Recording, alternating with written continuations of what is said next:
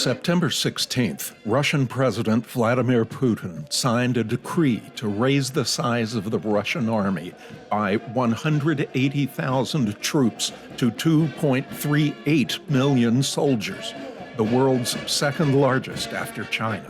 Kremlin officials say the increase is due to its full-scale invasion of Ukraine, but also to respond to what Moscow describes as threats from NATO on its western flank. Russia 2 years ago called a massive mobilization that brought 300,000 soldiers into its army.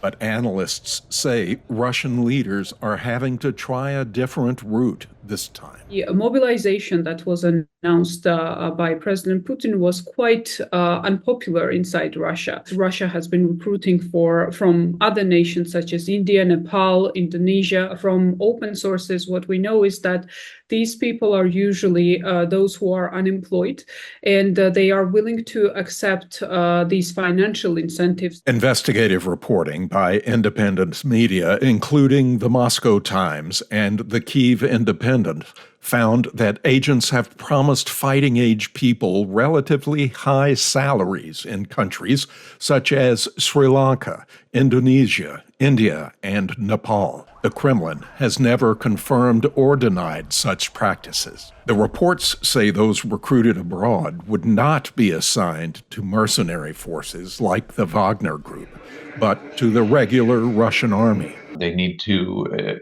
from their standpoint, win the war and achieve their military objectives, achieve their war aims.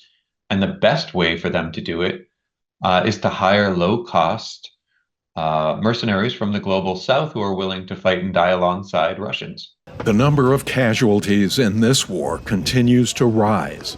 The Wall Street Journal reports the total number of soldiers and civilians killed or wounded on both sides has already reached 1 million people. Western intelligence sources say 600,000 of them have been Russian. For Ricardo Marquina, Marcus Harton, VOA News.